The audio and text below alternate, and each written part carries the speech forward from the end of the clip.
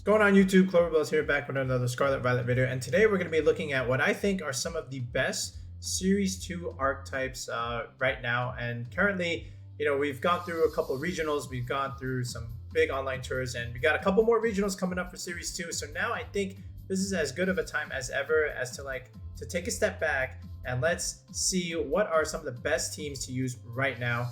And we've got some of the open team sheets of some of the current good cores, good squads that you might be able to use, whether it's for another regional or another online tour or just simple for ladder. All right. So what we're gonna do is again not show you like the full EV spreads, but again at least show you how some of these squads work, just to give a general rundown. But again, there's gonna be some variance as to like what you see versus what you see in this video, right? So we'll get the cores, right? But then they might have like some tweaks here and there, depending on the player, if you do run into them in the future. All right, so without further ado, let's go ahead and take a look at our first archetype. All right, so let's take a look at our first one, and this is as standard as it gets, right? So basically what you do is you start off with one type of paradox Pokemon, whether it be like a Flutter Rain or Roaring Moon, and then from there you just support with like the Arcanine Amoonguss backbone along with the Iron Bundle, right? So the idea is you have a strong Fire Water Grass core. This is a very common Fire Water Grass core that we've seen a bunch of times already, and then you just support your Paradox Pokemon from here, right? And then the last two slots are basically fillers, but pretty much you can use the other two Paradox Pokemons in like Roaring Moon and Iron Hands. So again, you have a little bit of an end game condition here where you can just potentially lead Flutter Rain plus one of these guys, and then finish off with either Roaring Moon or Iron Hands in the back. It's a very, very standard core. You can weaken the opponent a lot with the Arcanine, especially with like Intimidate, Will-O-Wisp, and Snarl stuff. Get speed control with Tailwind and Icy Wind from the Roaring Moon and Iron Bundle. And then this Flutter Rain actually has Trick Room, just so that you can win the mirror matchup against other Tailwind teams, right? And then the Iron Hands and Amoonguss can just come in and, either spore things, and then you can just deal a bunch of damage with Iron Hands, and also go for a pivot move like Volt Switch so you can recycle your Fake Outs, right? So this is a pretty standard Paradox core, and it's very beginner friendly, right? So if you're someone who's like a casual player and is just trying to pick up a team just to like try out the meta, and this is something that I would recommend right off the bat, right? It's very simple, very straightforward, and you can't really go wrong with it, right? The next kind of thing, still within the same realm, is what if you had Garganacl into this mix, right? So this is what that would look like. So you have Roaring Moon with the same Fire Water Grass core along with Iron Hands, and then there's a Garganacl instead of the Flutter Mane slot, right? So now Garganacl, and again, just goes for a bunch of Salt Cure, and then just clicks Protect every other turn, recovers HP, and it really is a strong endgame option, right? And it forces opponents to switch, and then they might get out of position where, you can have your Roaring Moon and Iron Hands come in the game and finish the job, right? And punish those switches. Now, instead of the Roaring Moon or instead of the Iron Hands, you can have a Flutter Mane here. Again, we talked about that variance in the beginning of the video, but this is pretty much how it works. You have Garganacl with a Fire Water Grass core and either one or two Paradox Pokemon. All right, and again, the whole idea is to try and take out as much as you can and weaken the opponent, so this way they can't really deal too much damage to your Garganacl, and then you just win because Salt Cure is a broken move. All right, so that's pretty much it. And it's a very, these two types of teams, they're very standard, very beginner friendly, and they're going to help anyone get off their feet, and as far as like learning the meta and learning stuff on the online ladder, right? And you can even bring them into a tournament and do really, really well. They're all proven. So if you want to pick up something right here, right now, this is what I would do. At least one of these two teams, right? In terms of like, very standard, consistent cores. You can practice your fundamentals, and again, it's all been proven in the big tours. All right, let's move on to the next archetype. All right, the next archetype I want to look at is again a Talonflame Great Tusk tour, or in other words, a Talon Tusk kind of team. And basically, the way it works is you deal a bunch of damage with Talonflame and Great Tusk because you're able to go for priority Tailwind, and then Great Tusk is able to Earthquake next to the Talonflame because it's a flying type, right? So you deal as much damage as you can, outspeeding things, and then one of these homies, whether it be Kingambit, Flutter Mane, or Iron Bundle, can just come in from the back and finish the job, right? So the other way that you can also play this is you can just lead with the Kingambit and just put on a bunch of pressure against if they want to lead like the Arcanine against your Great Tusk, because that would really ruin your plan. So you could even do like Kingambit plus one of these other special attackers, and then just get the Defiant boost and deal damage that way. So this way their Arcanine is kind of useless, or you can even KO it, and then bring in the Talonflame and Great Tusk in the end game and finish the job, right? So the Amoonguss here is just also meant to have something to play in Trick Room. It's also good into like the Indie Armor stuff, but that's also why you have the King Gambit here, right?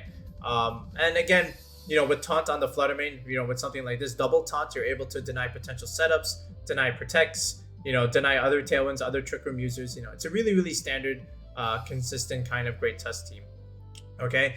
The other kind of Great Tusk Talonflame team is, this one's on the rise a little bit, is the one that involves Gothitelle, Tyranitar, and some Fairy type. And again, this Fairy type is either Sylveon or Flutter Main, depending on how you want to play it. So similar idea. Again, you're clicking Earthquake, which you can click next to Talonflame, and also Tyranitar, because you have a Assault Vest Flying type over here. So the way this works again is, you know, with Tyranitar as your Dark type of choice, you know, kind of like, you know, on this team where you had King Gambit, the Tyranitar is also able to, you know, put on a bunch of pressure against those Indie Armor Rouge cores. And they can't really do that much damage to your Tyranitar anyway, because one, they're Dark typing, and two, with the Sand and the Assault Vest, your special defense is through the roof that, you know, they're just not going to do that much damage at all. And then against like some other, you know, big heavy steel types, you have low kick there, and you know, a lot of them are relatively heavy, especially like Terra Dragon Dondozo. Low kick just does so much damage to it, right? And again, we mentioned the synergy with Great Tusk because you can Earthquake next to a Terra Flying Tyranitar, because, you know, you're a flying type. And you know, the thing with T-Tar is, again, with, you know, spam Rock Slide, you know, Terra Blast, Terra Flying is really good into Amoonguss, so that's also a benefit there. And then from here, you know, you just have like Gothitelle support with Trick Room. You know, you can really help your Tyranitar outspeed things, and just be the dominant, you know, Trick Room Pokemon in that sense. You can also deny them from clicking Trick Room by just, you know, either going for Taunt or Trick Room yourself. The Gothitelle is really nice with Shadow Tag, because if they want to switch out, you know, their potential partners, they can't, and they have to just keep suffering from Tyranitar, which is actually really, really beneficial in this case. So again, the Iron Bundle is just meant to provide Icy Wind support along with Tailwind. It's really good against like rain teams in general, which can really deny Tyranitar Sand. So, you know, that's also a benefit there. But, you know, I just wanted to also talk about this slot here, the Sylveon. So with the Sylveon, you have an offensive fairy type, you know, that can also go for Terra Fire, you know, just because of the other opposing steel types running around. And then just Tailwind plus Hyper Voice with Throat Spray is going to do so much damage, especially after turn 2. You could even go for Yawn plays, you know, put them to sleep. Terra Blast, Terra Fire is also really good. You know, you don't really have too much fire coverage here, but the Sylveon can give you that as well. Now, if you don't want the Sylveon here, you can also switch this out for Flutter Main and then play the Perish game, right? So you have Gothitelle, you know, Flutter Main with Perish, you know, so the idea is just deal a bunch of damage with Talonflame plus Great Tusk or Tyranitar, and, you know, just get them down to 2 mons and then just go for the Perish in the end game, right? Or you can even start out with Perish with Gothitelle and Flutter Main. You know, Flutter Main being a ghost type is not going to be affected by Perish, and then, you know, just go for that way and then have these two guys finish the game, you know, if you ever need to. But, you know, you can always play that game if you want. If you don't like Perish, then I would just go Sylveon in this slot and then just be more aggressive, right? But either way, with both of these teams, you know, again, the whole idea is just be aggressive with the Talonflame and Great Tusk, and have your other supporting mons just come in the back and finish the job, right? So I really like Great Tusk Talonflame. I think it's a really strong duo. We saw it a lot in Orlando, how well it could do, and it's still doing relatively well because, you know, Great Tusk does really well against Iron Hands in general, right? So Iron Hands, again, 40% usage, just like Flutter Main, you need a ground type. And we stress ground coverage so much on this channel. So it makes only sense that Great Tusk will be a nice countermeasure against an opposing Iron Hands, right? So that being said, as far as like an item, you know, you could always run Focus Sash on it because you have 2 moves that can drop defenses, or you can be a little bit more aggressive with a Life Orb and just keep doing a lot more extra damage. You can even run Assault Vest here and then just, you know, be a little bit more bulkier. But again, the Tyranitar and the King Gambit on these teams, they prefer the Assault Vest. So you might as well just go with like a Life Orb, a Focus Sash, or a Booster Energy in this sense.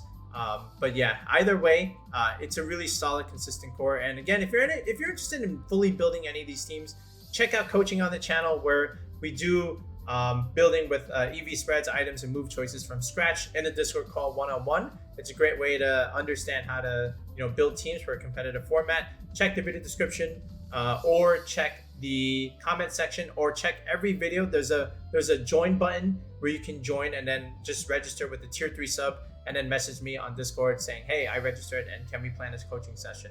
And then we go from there. All right. But anyway, enough about my coaching advertisement. Let's move on to the next archetype in the video.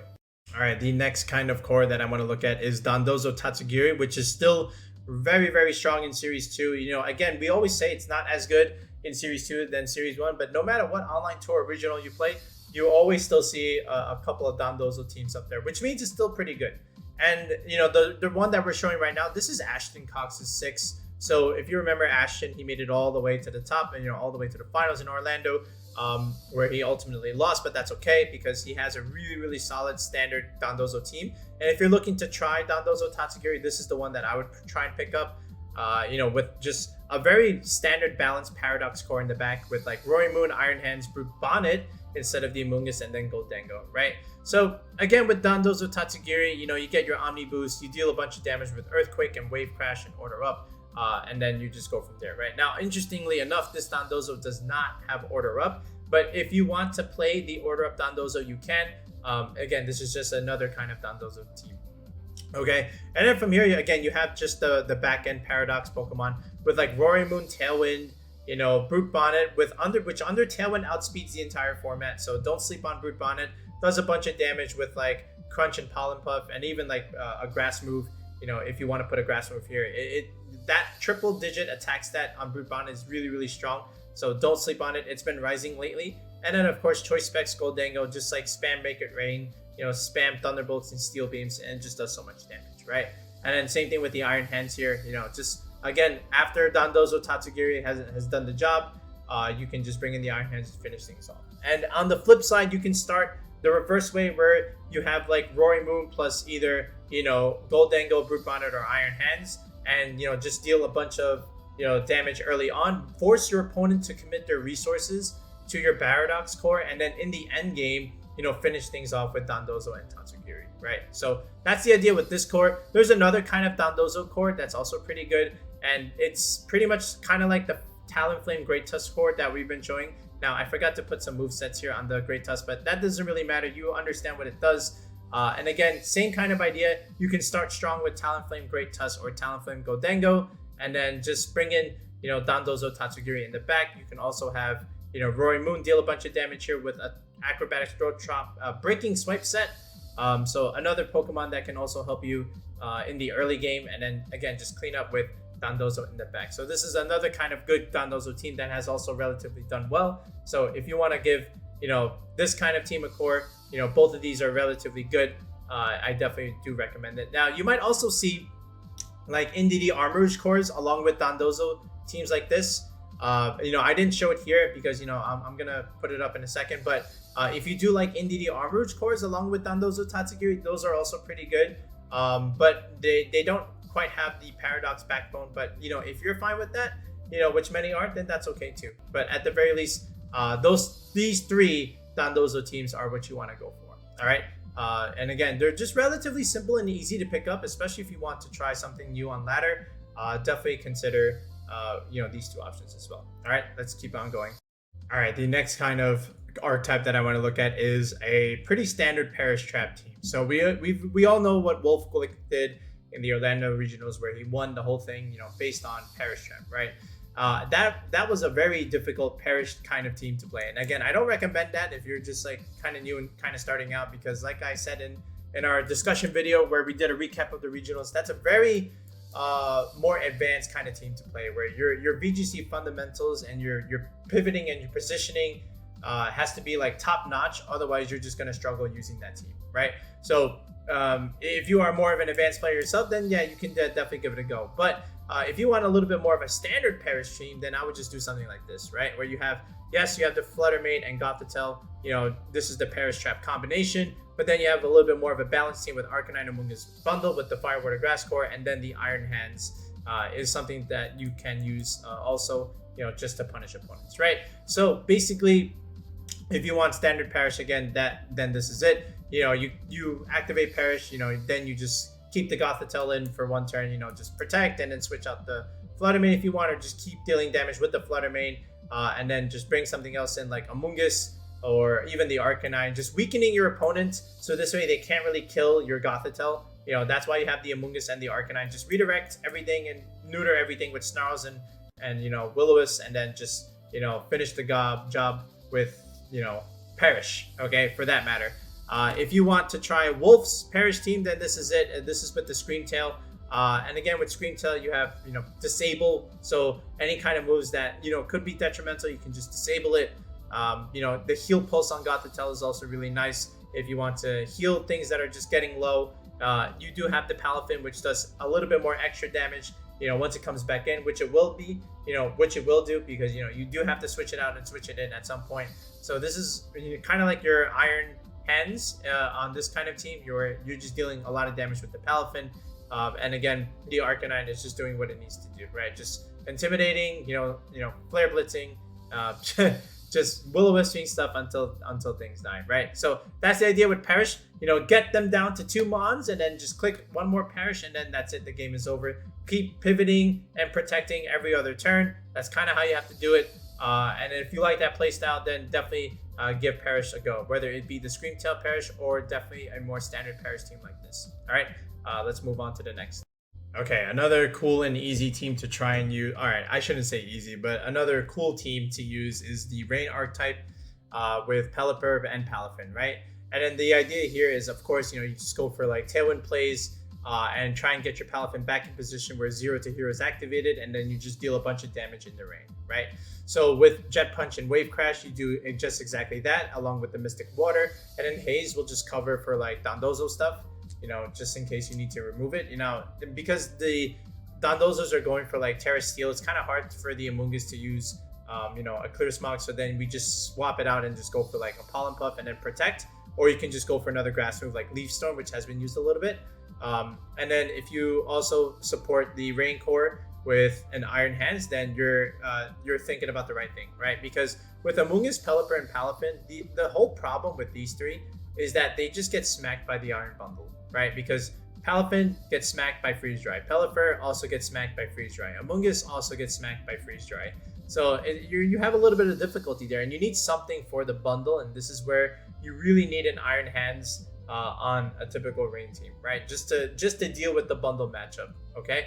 And then from there, you know, you just have like Roaring Moon, Goldango stuff where you're just able to come in, deal a bunch of damage under the Tailwind, but make it rain. You can set up Nasty Plot with your Amoonguss redirection, and then the Roaring Moon also can help you out in the Armor Rouge mashup because of your dark typing in that sense, right? And then Breaking Swipe is also a cool tech. And again, you might not even see Breaking Swipe, but you know, I like this move a lot just because you can neuter those Iron Hands and Great Tusk quite a bit, and other Roaring Moons in general. So definitely consider using Breaking Swipe as a tech choice. But again, with your Iron Hands, what you can do is, you know, you can Volt Switch out and get your Palafin, which you just switched out, back in position. And because it's so slow, you know, if you hard swap the Palafin in the beginning, then, you know, your Iron Hands is just going to take some damage, but not a whole lot. But then the slow Volt Switch will just get it back in next turn, and then you're kind of chilling, right?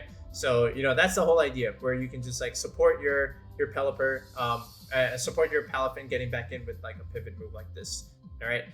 But if you want to play a different kind of Rain team, there's also Rain Perish that's running around, which is why I wanted to wait till, you know, first do actual Perish, then do Rain Perish, where like you still have the Pelipper Palafin stuff running around, and then Iron Hands Amoonguss, but then it's Flutter Mane and Gothitelle as your Perish core, right?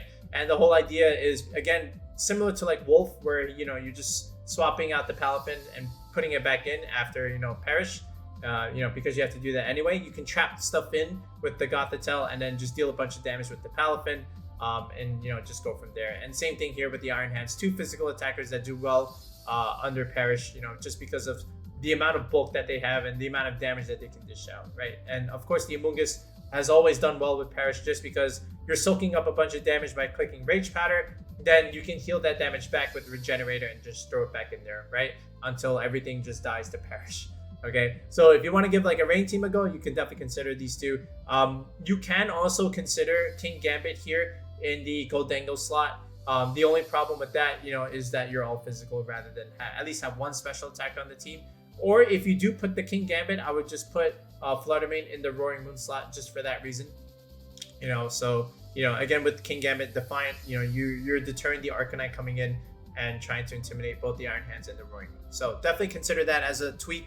Or if you do see it on ladder, don't be surprised, because again, we mentioned some variance, but again, the whole idea is get your Palafin under the rain, get your Goldengo under the rain, because either one, you're dealing more damage in the case of Palafin, or two, you're reducing super effective fire damage against you because the rain reduces fire damage. All right, and with the whole Tailwind support, you have good speed control, and then with Roaring Moon and Iron Hands, you just deal a bunch of damage under that said speed control, and then just go from there. All right, so definitely give Rain a go. Just watch out for the bundle. Bring the Iron Hands in that kind of matchup. But yeah, let's keep on going to the next archetype. All right, finally, we're looking at the Trick Room cores of Series 2. And, it took a while for Trick Room to really get on its feet, right? Because, if you think back to Series 1, there wasn't really Trick Room teams. There were just Pokemon with Trick Room just to help you out against, like, Tailwind Mirror teams, right? But now, all of a sudden, we have some decently solid Trick Room teams just because of the Pokemon that we have available, right? So this is one of those where you have the Indeedee Armarouge core and then backed up by the Paradox core, okay, in the back end. So with Indeedee Armarouge, again, you can just click follow me, set up Trick Room with either the Armarouge first of all, or you can set up the Trick Room with the Indeedee yourself, and then the Armarouge can again thrive under said Trick Room. The Amoonguss and Iron Hands are two, Trick Room abusers as well, where you're just able to come in, click Spore on things, and then just deal damage with either the Armarouge or the Iron Hands. Speaking of Iron Hands, this is a Belly Drum Iron Hands, so a setup Iron Hands, where you can also swap this out for Swords Dance if you want. But the whole idea here is that, with the Amoonguss redirection, you can just redirect things, set up your Belly Drum. You have a berry here to recover anyway, and then just sweep with, Wild Charge, Drain Punch plays. Very, very strong combination. Then again, same thing, with the Arcanine stuff. If they want to intimidate the Roaring Moon or the Iron Hands, again, just click your Belly Drum, and then, you kind of put the Arcanine in a tough spot next turn. You just have to make sure you redirect the Will-O-Wisp from the Amoonguss, right? That being said, they also run safety goggles. So again, just be aware of that, in that case. But you do have the Armors to try and swap in, if they do go for the Will-O-Wisp. So swap that in, take that +1 boost, and then you just go from there. Right, but I really like this Indeedee Armarouge Trick Room core. I think I want to make this a rental at some point. But yeah, if you want to build this team with me, definitely do that tier 3 sub. But in the exchange that you want to do a different route with the Trick Room core, if you want to use Hatterene, which is picking up speed a lot lately in the meta, just because it does a bunch of damage into the dark and fighting types, aka Roaring Moon, Great Tusk, and Iron Hands. Anytime you can destroy those three, you got a place in the meta. So something like this, where like you have Indeedee Armarouge along with the Hatterene, and again, you might argue like, why do we have two special attackers, that sweep on their Trick Room? That they cover different Pokemon. So you bring one depending on the matchup, and that's the whole idea there. But then you also have like the Annihilape Torkoal stuff, where like you redirect something or you set up Trick Room, and then the Annihilape just takes one Pokemon out with like, potential, Final Gambit stuff. I know this isn't Final Gambit here, but I'm just giving you the idea where if you wanted to use a Choice Scarf Final Gambit Annihilape set, then definitely do that. But again, with that Final Gambit, you're able to get a free switch, so you can bring in the Torkoal. It just clicks Eruption under Trick Room and things die. And they only have 3 Pokemon left at this point, right? Because you click Final Gambit. But if you want to do the other kind of route where you have the Annihilape, set up with the Indeedee redirection, set up your bulk ups, then you can definitely do that as well. Same thing with the Roaring Moon over here. You can just do Roaring Moon, Indeedee lead, set up Dragon Dance. I like this core a lot actually too. I want to make this a rental too. I want to make both of these a rentals, and then just try them out on the ladder at some point. But again, along with Armarouge, again, you're just going for big damage. Twisted Spoon's a really nice tech choice here. But again, the Hatterene is actually a really, really nice option right now in Series 2. So definitely give it a go. I think both of these Trick Room teams are very, very solid. So if you want to consider them, definitely give them a go. The other kind of core that you can have with Indeedee Armarouge is the Snow core with Iron Bundle and Abomasnow, right? So we talked about this in another video, but the whole idea here is the Armarouge changes a little bit. And what you could do is just make this weakness policy and weak armor rather than flash fire. And the whole concept here is you can either use your Abomasnow and Ice Shard yourself into the Armarouge, with Terra Grass, and then you can also do Flip Turn into your Armarouge, without Terra Grass, proc your weakness policy, proc your weak armor, swap into your Ndidi, and just go for the biggest expanding force on the face of the planet. You can definitely do that. You also have the Aurora Veil from the Abomasnow, so you can also hide behind screens, and definitely consider that the team is relatively bulky in general. If you just add more screens, now things just definitely don't die. And again, with the Ndidi core, with your redirection support, you're able to also set up this Iron Hands here with potential Swords Dance here instead of Belly Drum, right? I just put Swords Dance because of the video. If you want to go the Tailwind route, you definitely can do that as well. With Talonflame, Tailwind, both the Armor Rouge and the Iron Bundle can also function under Tailwind. Same with the Abomasnow. Click Tailwind, click Blizzard. Things, take a bunch of damage. You could even do like Blizzard spam with these two because they both have Blizzard. I think they're, it's a very, very fun kind of team. And I think all three of these Ndidi Armors teams, depending on the way you want to play it, are very strong. So yeah, definitely consider them. They're both very good in Series 2. All right, let's keep going. The other thing you can consider with the next archetype is having Iron Moth instead of Volcarona and then Flutter Rain, right? So the whole idea here is with Iron Moth, you're able to go with Acid Spray, drop special defenses by 2 stages, and something like a Flutter Rain or even a Goldango can come in and just deal so much damage after those special defenses have been dropped, right? And then the Roaring Moon just gives you a physical option, with Tailwind support for speed control for all 3 of these things. And then in the back end, you have a typical Dondozo Tatsugiri. This 6 has been used quite a bit over the past month or so, and rightfully so. They just do a bunch of damage, deal a bunch of pressure, and they're very easy to quote unquote pilot. I would say, either you lead with Dondozo Tatsugiri, just deal a bunch of damage that way first, and then bring in these other 2 homies, right? Whether it be like Roaring Moon plus something over here with Tailwind support, or you could do like Iron Moth Flutter Rain stuff, or Iron Moth Goldango stuff, weaken things, and then just blow things up, right? If you don't want to play Dondozo Tatsugiri, you don't have to. You could swap these 2 out for 2 more fillers, something like maybe even an Arcanine Amoonguss kind of core, or a bundle plus Amoonguss bundle plus Iron Hands. Anything that you could definitely swap out Dondozo Tatsugiri for. We'll work with these 4 technically, and you don't even have to use both Goldango and Flutter Rain. You could have one of them, and then just switch one of them out for like a more supportive Pokemon like the Amoonguss per se. And then, if you don't like Dondozo Tatsugiri, same thing, swap them out and then just go with like another kind of staple. But the idea here is, again, with the Iron Moth plus 1 special attacker, drop things by 2 stages, potentially sweep teams, and then just bring in your back end and just finish the job, right? So let's look at one last core here. All right, the last one that I kind of want to end with for now is something like with Maushold Annihilape stuff. So again, the whole idea with Maushold Annihilape, kind of like in Series 1, where they just rely on the support ability of Maushold to make your entire team bulky with Friend Guard, and then you just hide behind the Friend Guard and just deal a bunch of damage from there, right? So what you can also do with the Maushold as well is with Beat Up, you can beat up your Annihilape, and you just deal a bunch of damage after taking all that with your Rage Fist.